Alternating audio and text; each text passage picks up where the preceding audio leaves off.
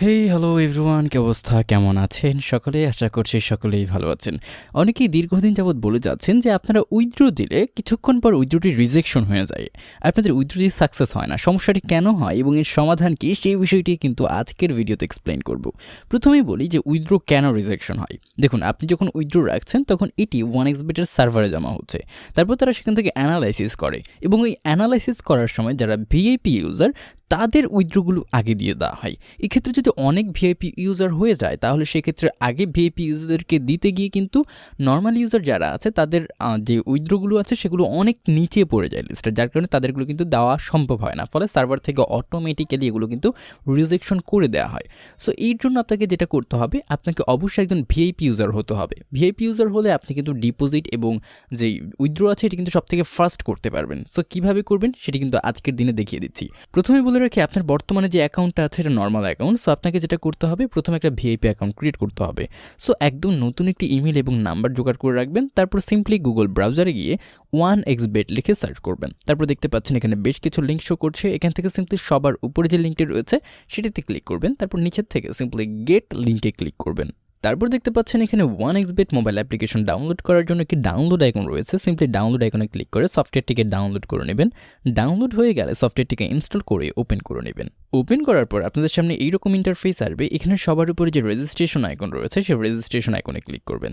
তারপর এখানে দেখতে পাচ্ছেন তিনটি মেথড রয়েছে অ্যাকাউন্ট ক্রিয়েট করার জন্য। এখান থেকে 3 নম্বর যে ফুল অপশনটি রয়েছে সেই ফুল অপশনে ক্লিক করবেন। তারপর দেখতে পাচ্ছেন যে একটি রেজিস্ট্রেশন ফর্ম চলে এসেছে।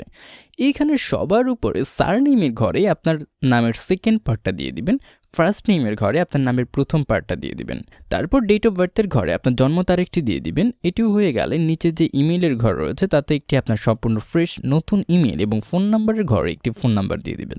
তারপরে পাসওয়ার্ডের ঘরে একটি পাসওয়ার্ড তৈরি করবেন যাতে আপনার অ্যাকাউন্টটি নিরাপদ থাকে। পাসওয়ার্ডটি অবশ্যই বড় হাতের অক্ষর, ছোট হাতের অক্ষর এবং সংখ্যা মিলিয়ে তৈরি করবেন।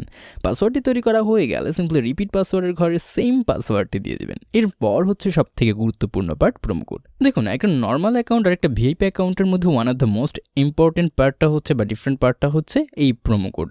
আপনি যদি সঠিক প্রোমো কোড ব্যবহার করে অ্যাকাউন্টটিকে ক্রিয়েট না করেন সেক্ষেত্রে কিন্তু কখনোই আপনার অ্যাকাউন্টটি ভেরিফাই বা ভিআইপি অ্যাকাউন্ট হিসেবে বিবেচিত হবে না।